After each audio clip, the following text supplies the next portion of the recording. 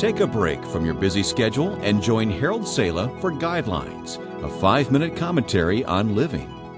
Should you ever have the opportunity to visit St. Paul's Cathedral in London, you should see the painting done by artist Holman Hunt, one of my favorite religious paintings.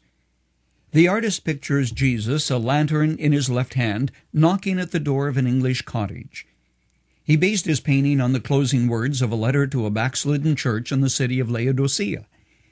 In this, Jesus said, "I stand at the door and knock.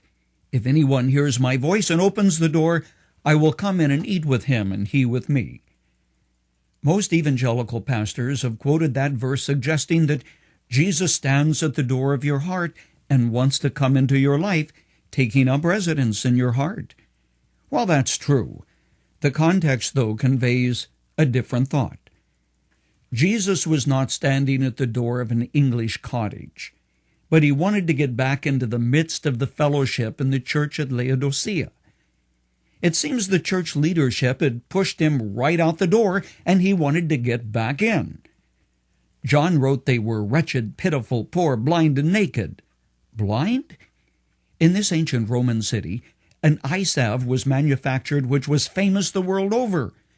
They needed corrective eye surgery. I've been thinking recently of where Jesus Christ is in relationship to a vast number of our churches. It's true in the last days large numbers of people will fall away from the faith in a great backsliding. We usually call it an apostasy. It's also true that some simply give up because, quote, "the church no longer meets my needs." Irrelevant is the catchword we often hear. This brings up a related question. Just what is a church? The Greek word, the same one found 88 times in the book of Acts, means ones who are called out. The same word was used of a mob of people who shouted against Paul in the city of Ephesus. But in the context of the faith, a church is a kind of sinners anonymous, where none are too good to stay out, and none are too bad to come in. It isn't a club, a holy huddle of individuals who have nice clothes and relate to people who are socially moving up in society. It embraces all kinds of people, from all backgrounds, all walks of life, all cultures. Is it possible, I ask, that some no longer bother with church because they can't find Jesus there, and they've given up on pursuing him the traditional way? For 300 years, churches were home fellowships, much like the hundreds and thousands of small groups who meet in homes in China, sometimes registered with the government, sometimes in defiance of the same. Many groups today, not able to afford a building, meet in shopping centers, restaurants, schools, hotel ballrooms, and yes, in homes. Are they not churches in every sense of the word? A closing thought. I'm glad, no matter how bad things were in that church at Laodicea, that Jesus wanted to get back inside, to the center of the group.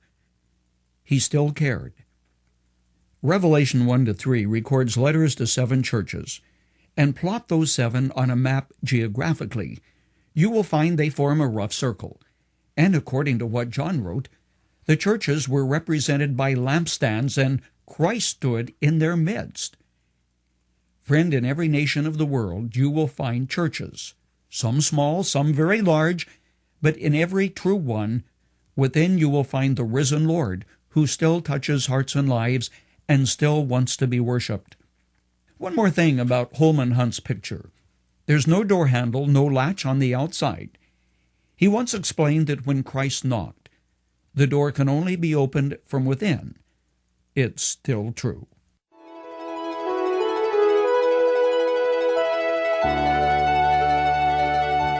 You've just heard Dr. Harold Sala with Guidelines, a 5-minute commentary on living.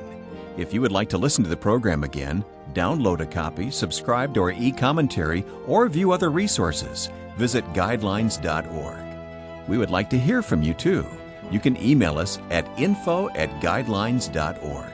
That's info@guidelines.org. Thanks for listening, and we invite you to join us again for the next edition of Guidelines.